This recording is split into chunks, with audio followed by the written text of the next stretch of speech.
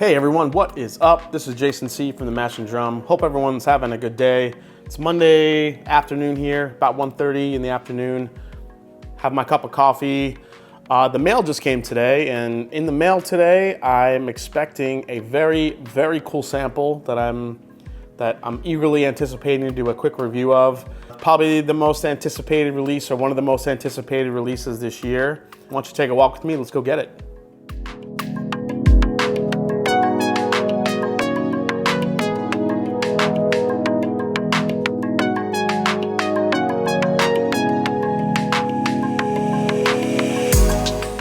Here it is, guys. The package I've been waiting for. Let's go check it out.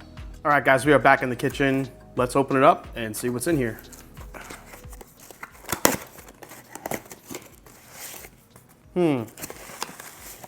Oh, here it is.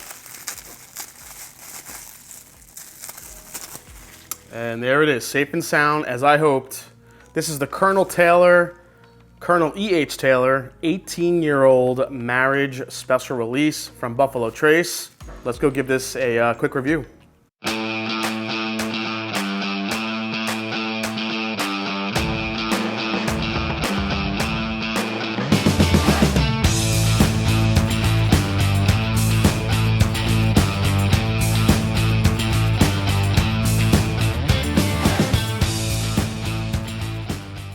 So as you guys know, Colonel Edmund Haynes Taylor Jr. is widely considered one of the founding fathers of the bourbon industry, fighting for the Bottle and Bond Act of 1897, nearly 3 decades after he purchased a distillery that is known today as Buffalo Trace.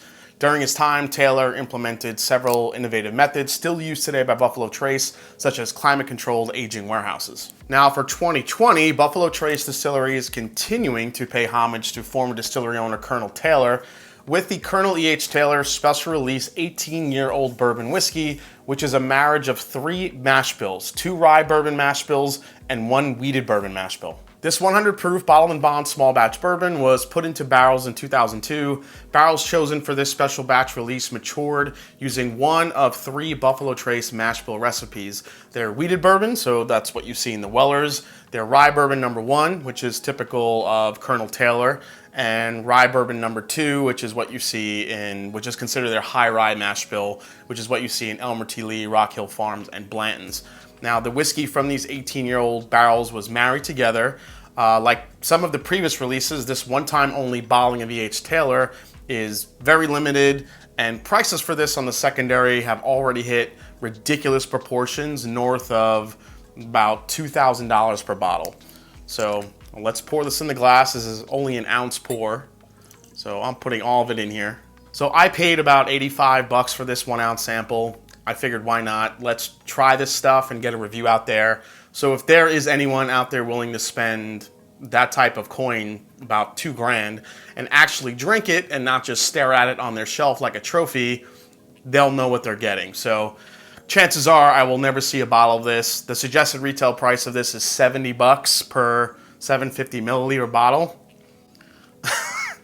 That just makes me laugh. You hear $70 for retail price, but yet on the secondary, going for $2,000, $25,000. I saw one go as high nearly at the $3,000 mark. I mean, just insane prices for all things Buffalo Trace still. All right, so I'm gonna let this open up for a few minutes and then come right back. All right, so I let this sit for about 10 minutes. Let's nose it, here we go. Wow, the nose is, there's something about Buffalo Trace and what they do with their barrels to promote such intense sweetness, especially even their stuff that gets older in age. I mean, this is just an absolute candy shop. There's some oak presence there, but this is pure, just vanilla frosting, like toasted vanilla frosting. There's definitely a, if you've ever gotten that rich cherry note in a George T. Stagg, it's like opening a fresh bag of like Swedish fish, if that makes sense. It's like that intense sugary sweetness along with some cherry, raspberry type flavors. There is a spearminty type aspect to it as well. There's a ton of caramel in here. It is so ridiculously sweet on the nose. I mean, it's so intense. The oak and the spice that's there. There are some baking spices in here. I'm getting good cinnamon, getting some nutmeg notes as well. There's a slight minty characteristic in here. A little bit of citrus. Not much, but like the vanilla frosting and the rich caramel. But yeah, there's some balance there, but right now it's just intensely sweet on the nose. A ton of vanilla, a ton of fruit, cherry, dark fruits, caramels, mixed with like some citrus, spearmint, and some nice balance of very, very sweet oak on the nose. Let's go for a sip. Let's try this stuff. Here we go. All that sweetness translates to the palate. So I'm trying to process all this. Man, up front, it's just an absolute vanilla bomb. Toasted vanilla up front. Then, I mean, as soon as this thing hits mid-palate, it just explodes into cherry and candy sweetness. Again, I keep saying Swedish fish, but that's what it's reminding me of. It's that, you know, cloyingly sweet. Let's go for another sip. All right, second sip was a little bit less impressive. So now the front of the palate, as you get those sweet flavors, you get the vanillas, you get the caramels, you get that sweet cherry raspberry type. I think it's raspberry more than cherry. Getting like this rich raspberry note. Then you get these rich caramel notes, and then as soon as it hits back palate, man, that's when the oak spice takes over. But again, more vanilla keeps coming back. The age that's involved in this, being 18 years old here, the oak really plays nicely. It does not overpower it at all. Yeah, you would think being 18 years old, you would think that, you know, for 18 years it was pulling not only sweetness, but more oak profile and more bitterness out of those barrels.